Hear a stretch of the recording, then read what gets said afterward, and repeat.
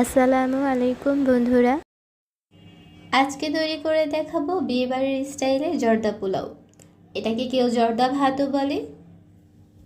এর জন্য প্রথমে 1 লিটার পানি নিয়েছি, হাফ চামচ ফুড কালার নিয়েছি, এটা অরেঞ্জ ফুড কালার ছিল। আর সুন্দর একটা স্মেল যাতে আসে এর জন্য অরেঞ্জ পিল দিয়ে দিলাম এখানে কয়েক টুকরো। এটাকে ফুটিয়ে নিব।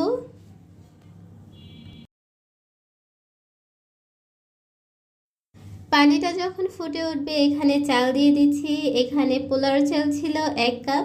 চালটা আগে থেকে ধুয়ে নিয়ে 10 মিনিটের মতন ভিজিয়ে রেখেছি। এখন এটাকে সিদ্ধ করে নিব। চালটা সিদ্ধ করার জন্য একটু বেশি পানি নিলেই ভালো হয়, যাতে চালে আঠালো ভাবটা না থাকে। আর বারবার করে হাতে নিয়ে একটু চেক করে নিতে হবে, কারণ পোলাওর চাল সিদ্ধ হতে বেশি সময় লাগে না। এটা আমি 90% সিদ্ধ করে নিব। যখন চালের ভিতরে একটা দানা দানা শক্ত একটা ভাব থাকবে তখন এই পানি ছেঁকে সাথে সাথে ঠান্ডা পানি দিয়ে এটাকে ভালো করে ধুয়ে নিব, যাতে ওভারকুক না হয়ে যায়।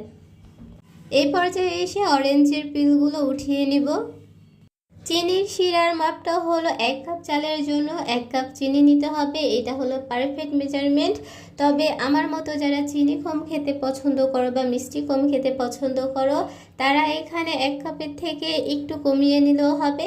কিন্তু পারফেক্টভাবে যদি জর্দার মিষ্টিটা খেতে চাও তাহলে 1 কাপ চালের জন্য 1 কাপ চিনি প্রয়োজন হবে। এরপর দিয়ে দিয়েছি কয়েকটা দারচিনি, এলাচ, তেজপাতা আর লবঙ্গ। আর সুন্দর একটা ফ্লেভার আর পুরোপুরি পারফেক্ট জর্দার টেস্ট পাওয়ার জন্য এখানে অরেঞ্জ জুস নিয়েছি 1 কাপ। তোমরা চাইলে এটা নাও দিতে পারো, কিন্তু দিলে এই টেস্টটা অনেক ভালো আসে। আর চিনির ব্যালেন্সটা ঠিক করার জন্য সামান্য কিছু লবণ দিয়ে দিয়েছি। আর এখানে শাহি একটা ফ্লেভার যাতে আসে এর জন্য 1 চামচ ঘি দিয়ে দিচ্ছি। আর তার সাথে দিয়ে দিচ্ছি 1 চামচ বাটার। তোমরা চাইলে শুধু ঘি দিয়েও এটা রান্না করতে পারো, আবার চাইলে ঘি বাটার বাদ দিয়ে তেল দিয়েও রান্না করতে পারো। বিয়েবাড়ির জর্দার টেস্টের জন্যই ঘি বাটার এগুলো ব্যবহার করা হয়। আর এখানে দিয়ে দিচ্ছি 20 থেকে 25টার মতো কিশমিশ। কেউ চাইলে এই পর্যায়ে এসে বাদাম কুচিও অ্যাড করতে পারো যারা পছন্দ করো। চিনি শিরাটা যখন এরকম একটা আঠালো ভাব চলে আসবে তখনই চালটা দিয়ে দিতে হবে।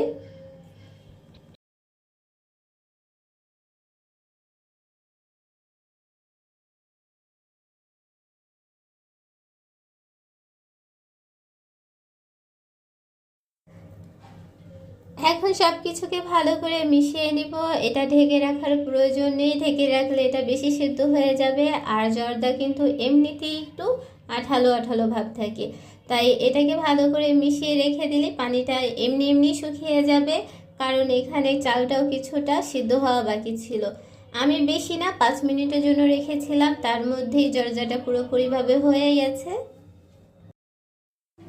জর্দাটা 5 থেকে 6 মিনিট রান্না করার পরেই হয়ে গেছে। এই পর্যায়ে এসে মনে হবে একটু আঠালো বা একটু নরম হয়ে গেছে, কিন্তু এটা চুলা থেকে নামানোর পর ঠান্ডা হলে এটা পুরোপুরিভাবে ঝরঝরে হয়ে যাবে।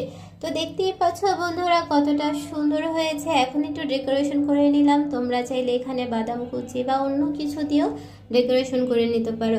আমি এরকম বেবি সুইট দিয়ে এটা ডেকোরেশন করে নিলাম। এটাও আমার ঘরে বানানো ছিল, অন্য একটা রেসিপিতে দেখাবো। আর দেখতেই পাচ্ছ বন্ধুরা কতটা পারফেক্ট আর ঝরঝরে হয়েছে। এরকম শাহি জর্দা যদি ঘরে বসেই খেতে চাও তাহলে যে কোনো সময় ঘরেই তৈরি করে দেখতে পারো। আশা করি তোমাদের ভালো লাগবে।